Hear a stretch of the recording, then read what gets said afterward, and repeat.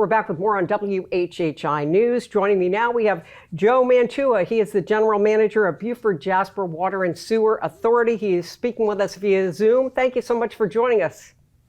Thank you for having me. Okay, you were asking your customers to help out here by doing something. People love their green lawns, but first tell us what you're asking them to do and we'll go into why. So what we're asking our customers to do is to minimize or reduce their irrigation this time of year. And if they are going to irrigate, then we would ask them to just follow our irrigation management plan. Now, why the need for this right now? Well, right now we are in a period where we're doing some maintenance work at our Chelsea water treatment facility. And this is planned maintenance that we'd scheduled for this time of year because we need to have a window of opportunity when our demand is typically lower than normal. And then in the wintertime, that's when we see those lower demands.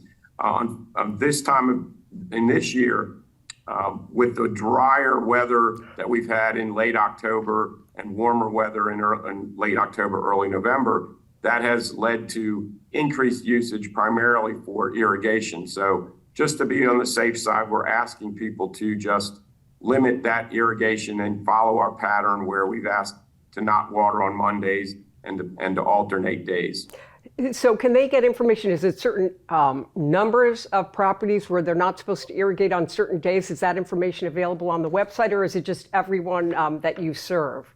It's available on our website for our customers. So the information is really, if you're an even number address, we're asking that you would irrigate on Wednesdays, Fridays, and Sundays.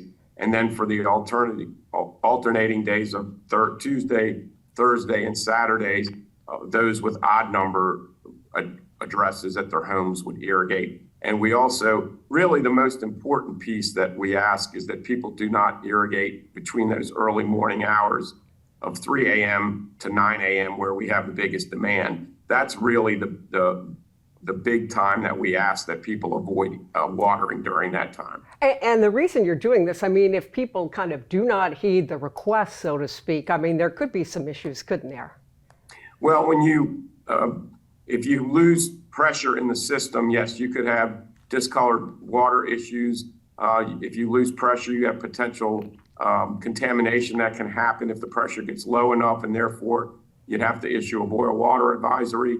And really important is firefighting. We don't want to lose pressure so that we're not able to have enough pressure to fight fires in the system. So those are the main issues that happen if we have lower pressure. I mean, that is really a huge point and a good one as well. I believe I saw somewhere in an article where you all were requesting this, that actually you have people like from Clemson that are agricultural experts, et cetera, that say a lot of the lawns actually do go dormant around this time of year. So you really don't need to water them. I'm not asking you to be that kind of an expert, but is that the case as far as you know? Yeah, that's correct. The information that we have from the from Clemson University's agricultural center is that this time of year, you only need about an inch of water every 3 weeks, and therefore watering every day is not necessary, or even every other day. So it's really the time of year when you really don't need to be watering that frequently. You're experiencing growth in the areas that you serve. How do you deal with that, or how are you preparing to handle that growth and demand in the future?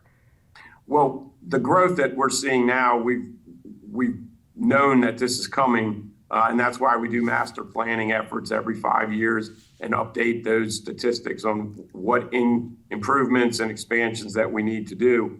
We are currently in the process of expanding our Perrysburg treatment plant and doubling the capacity. So that plant currently has 15 million gallons that it can produce on a daily basis. And with the expansion, we'll be doubling that to 30 million gallons. So with that extra 15 million gallons, that will help significantly, and we'll be able to meet future demands.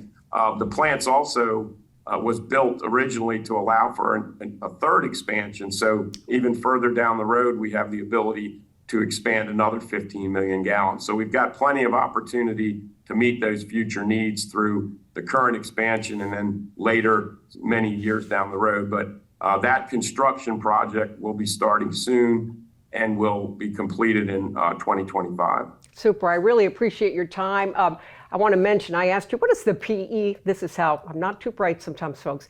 What does the PE mean? And that means what after your name?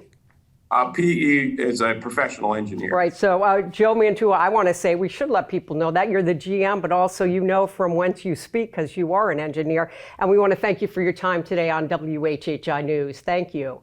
Thank you. Appreciate it.